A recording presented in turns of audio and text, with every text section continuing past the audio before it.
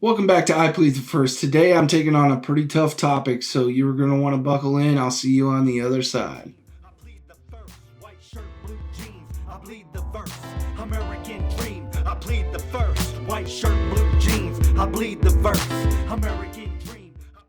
So I thought I'd take on an interesting topic today.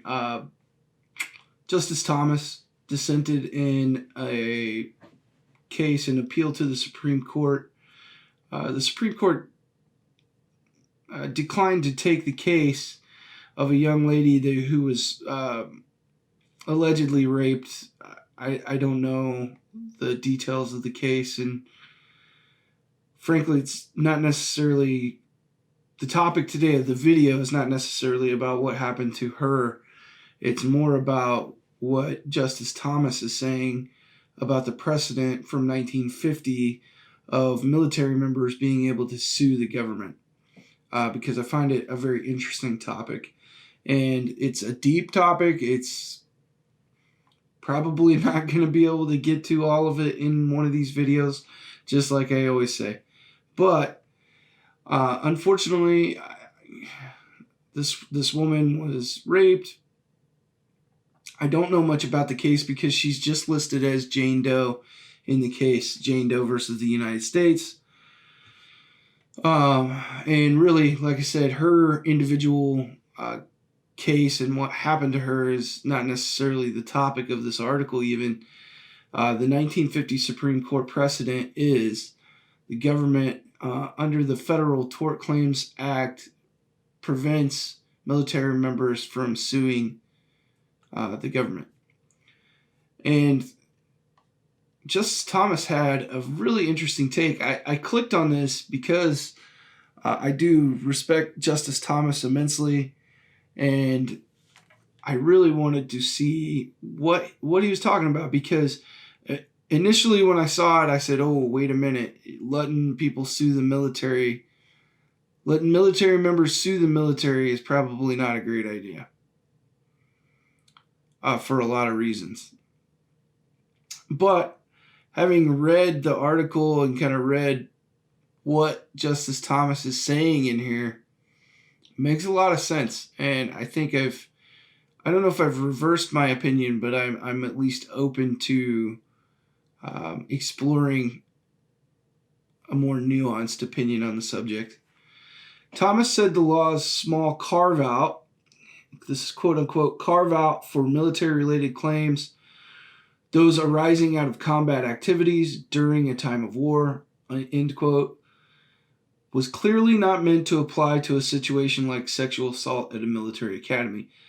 I think that statement makes a lot of sense.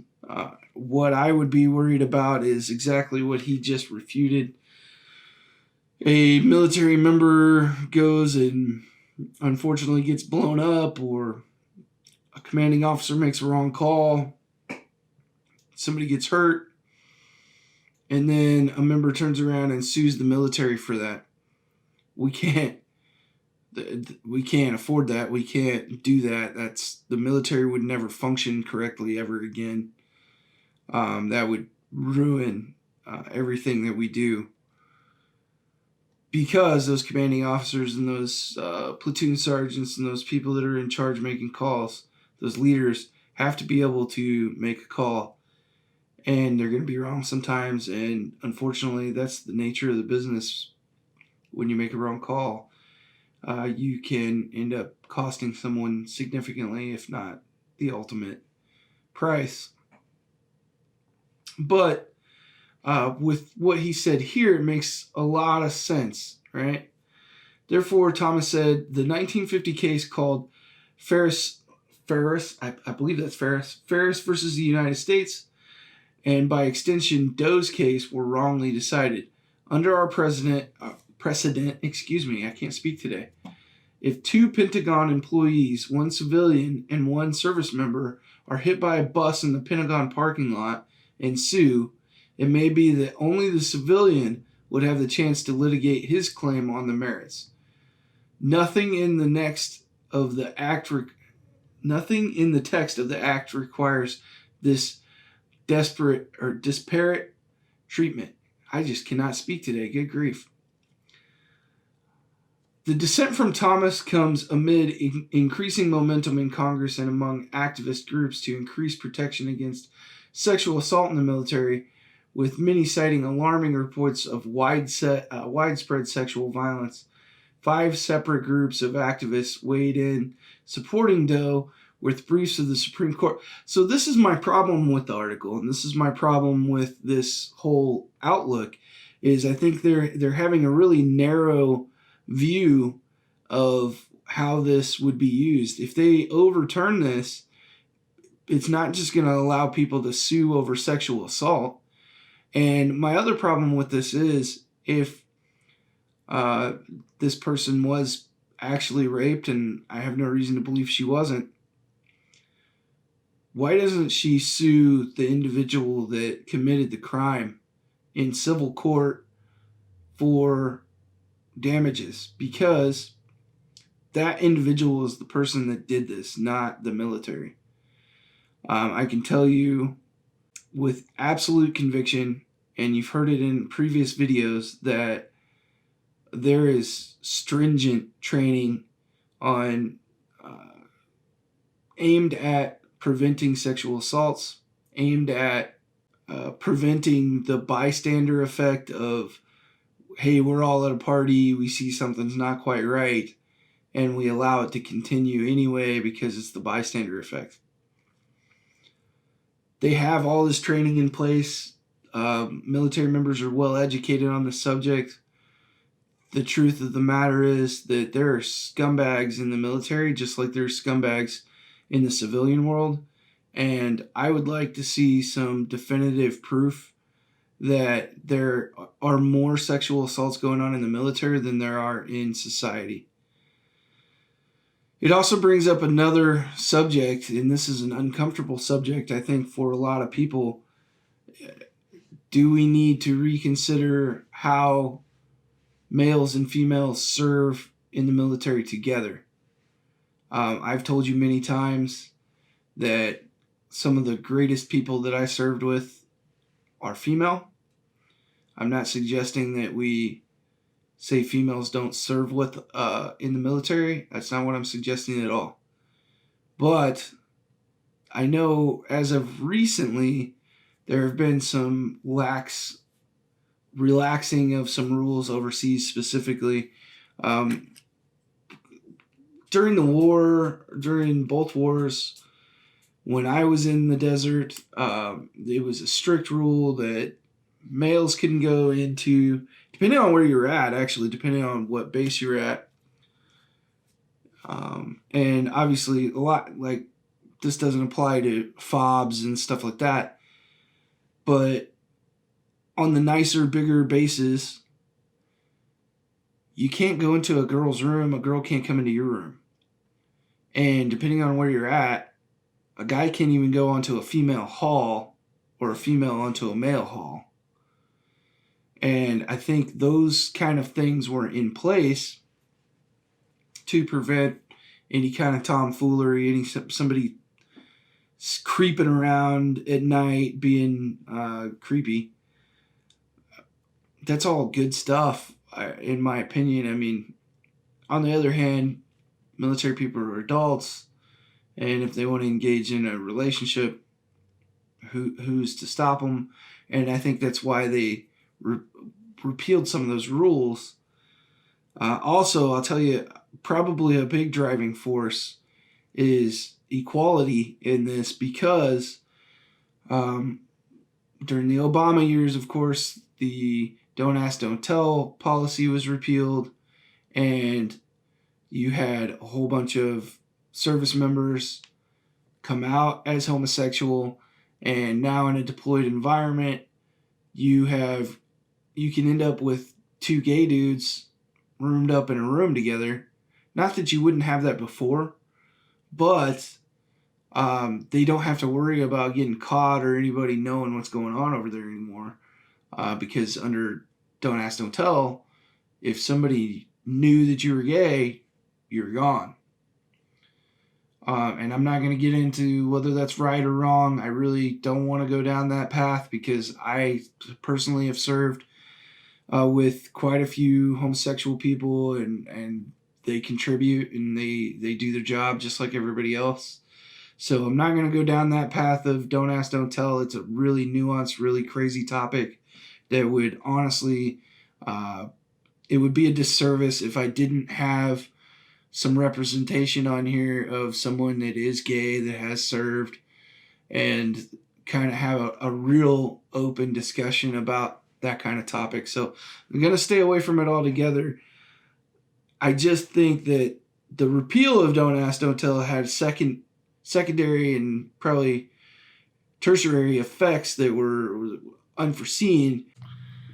Now, these people, you can go into a chick's room now in the desert. And obviously people are taking advantage of that. They're adults. They're deployed for 6 months, 3 months, 6 months, 8 months, a year, 18 months, whatever. Adult people have needs, and it's going to happen. It was happening anyway, to be honest. The rule wasn't preventing any sexual activity. So I understand why they pulled the rule back, but at the same time, if you're going to have these more forward-leaning, progressive type of ideas about having everybody all together and everybody serves together and we're all in the same rooms together. I mean, we're approaching Starship Troopers here, where we're all just going to be showering together pretty soon.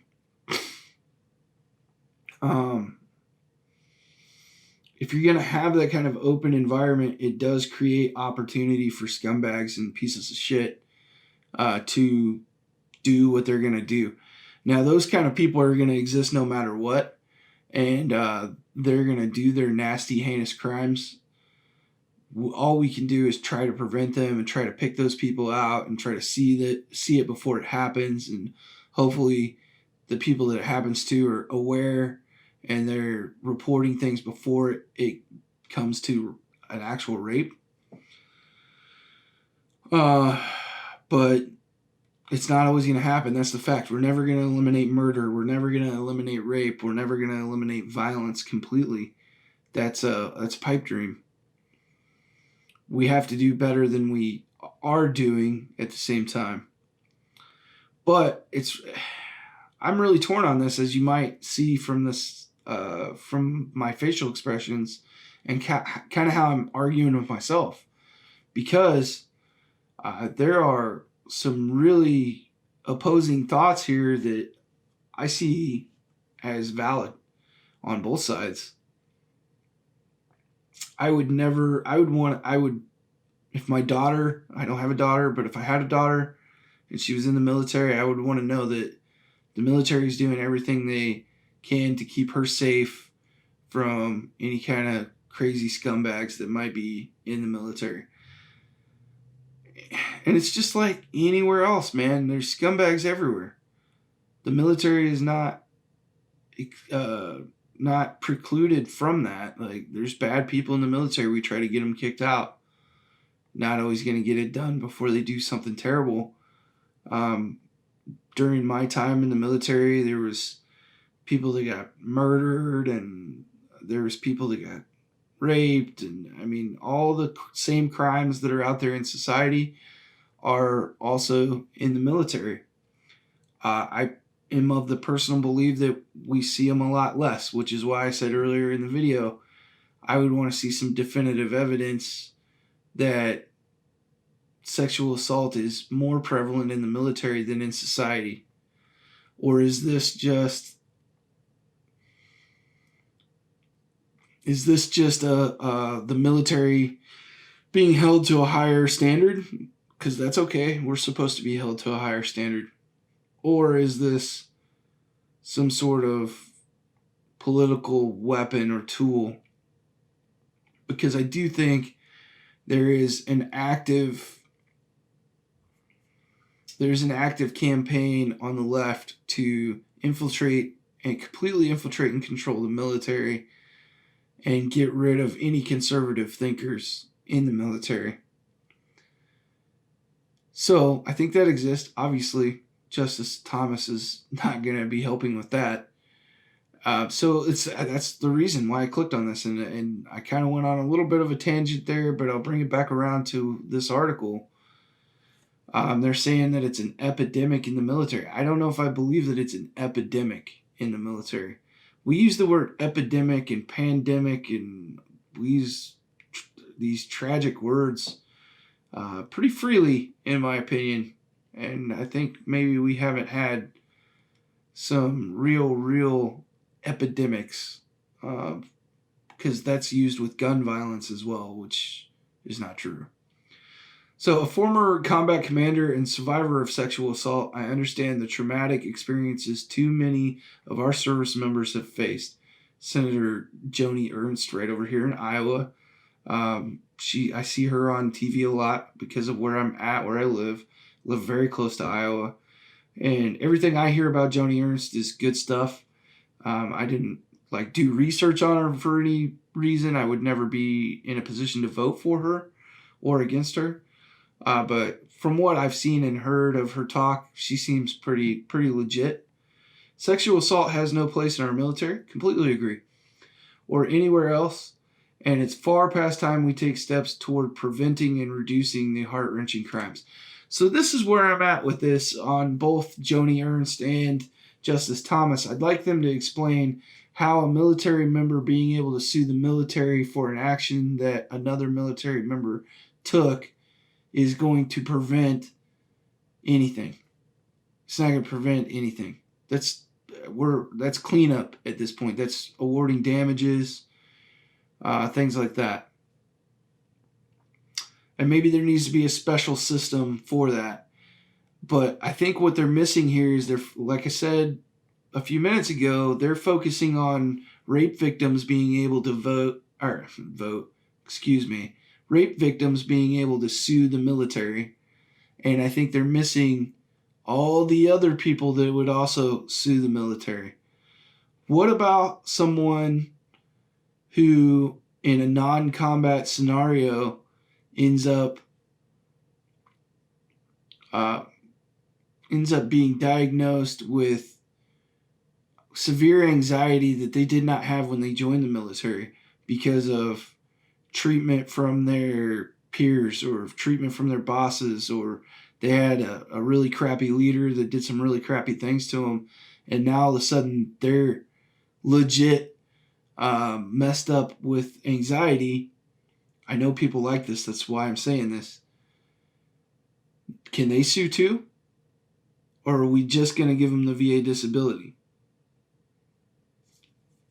Maybe, in my opinion, maybe there needs to be a separate category for rape victims in the VA system where we can just automatically give them 100%. But that's problematic as well because, frankly, then you're going to have people claiming they were raped just to get VA disability at 100%. And there are scummy people out there that would do that. So everything has a counterpoint in this discussion, and it's really, I don't know what the answer is, guys. The true answer is it's never going to be nothing. It's never going to be zero. And nearly 21,000 members were sexually assaulted in the military in 2018. So I would like to see that this was proven. 21,000 seems like a pretty high number. And sexually assaulted is an ambiguous term. Does that mean rape, or does that mean somebody slapped a butt? Those are different things in my opinion. You guys have seen the video before. And I hope nobody takes this the wrong way. I'm in no way trying to fight for the allowance of nasty behavior towards our female service members. But I will tell you, some of these sexual assaults, a sexual assault in the military can be classified as unwanted touching. So I've seen some pretty crazy stuff in my 20 years. I've seen some people that were charged with sexual assault because they touched a female on the lower back, guiding her through a door, and maybe that's inappropriate. Maybe that person needs to be talked to, but charging them with sexual assault, is a bit much. And I talked about it on the video with James,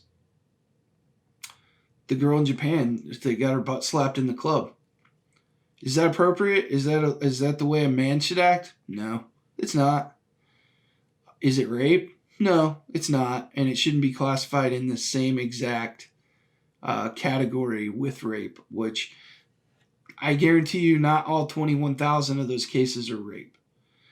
And I also guarantee you that somewhere in those 21,000, there's some false accusations going on. That's unfortunate. So I just want to bring both sides because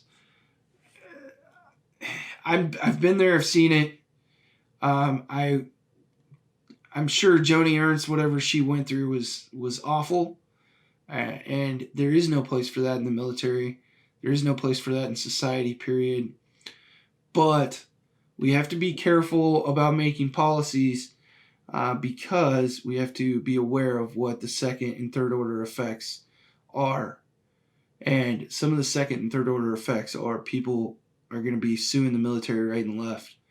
I'll give you an example. I was exposed to a radioactive aircraft. I'm not going to get into the details of the story because I frankly don't know if I can. But unknowingly, I was exposed to an aircraft that had a high dose of radioactivity. It's in my medical records. It's probably going to get brought up during my VA appointments and all that, and it may go towards something for my VA disability, but ultimately I haven't been compensated for that. And I tell you what, if you're going to sue for something, that would be it, because I was unknowingly exposed. I was told to go out, get on this aircraft, and do my job. I went out, got on the aircraft, and once I was up there, somebody told me, dude, this aircraft's hot. You're supposed to have a certain PPE, personal protective equipment on. I was unaware. I was already exposed. Luckily, I haven't had any health effects as of yet. But that does go through my mind. And if somebody was going to sue for something, you would think that would be something you could sue for. So now you're opening the government up to multiple cases, probably every day, because there's stuff that happens every day in the military that is probably court-worthy, honestly. And I don't know, some of you might be saying, well, good, it's time to straighten it up and get it fixed. To an extent, I agree with that. But on the other side, I don't know if we could get our job done without that kind of stuff. I mean, there's like a level of risk being in the military that's just required. It's inherent. And you could clean it up a little bit for sure, but if it starts getting so tight and so restrictive, you're not going to be able to function as a military very well. So I want to reiterate that when I'm talking about that specifically, I'm not talking about sexual assault, because I think they are laser focused on how this would affect sexual assault. But if they overturn this, it's not just going to be people with sexual assault cases that are suing the government. And one more time, I'm not sure how that's going to prevent sexual assaults in the future. So interesting. I think I'm going to read more about this and maybe continue this conversation. I think maybe Christina might have an interesting perspective from the female side and from the civilian side, and maybe have a discussion about this. Could be really, really interesting. I'm going to read Justice Thomas, his full dissent. He has a lot of great points in here that made me think, but I don't know. It would take someone a hell of a lot smarter than me to figure out how to prevent some of those second and third order effects that I talked about. And again, I would really need somebody to dig in and really break it down for me how this would affect or how this would prevent future rape and sexual assault cases. The only thought I can have is that it would perhaps motivate the military to, in some way, crack down on it more, but that's the thing. They're cracked all the way down, in my opinion.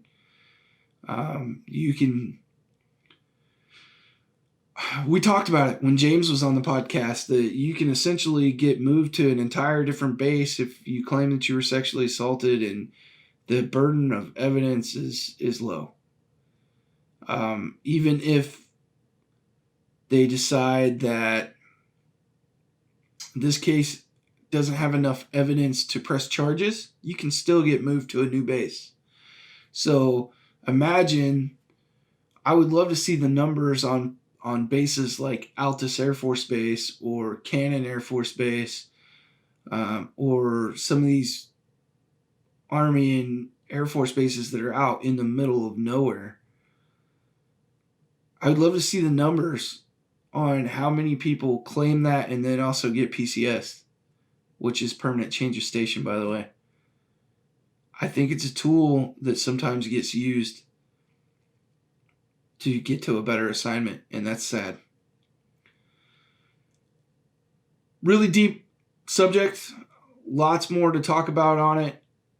Probably don't want to get too much more into it on my own. So with that, I'm going to leave you guys. I know I haven't been making as many videos as I used to, but that's going to change, I promise. It's just a really busy time for me. Excuse me. Been a really busy time for me.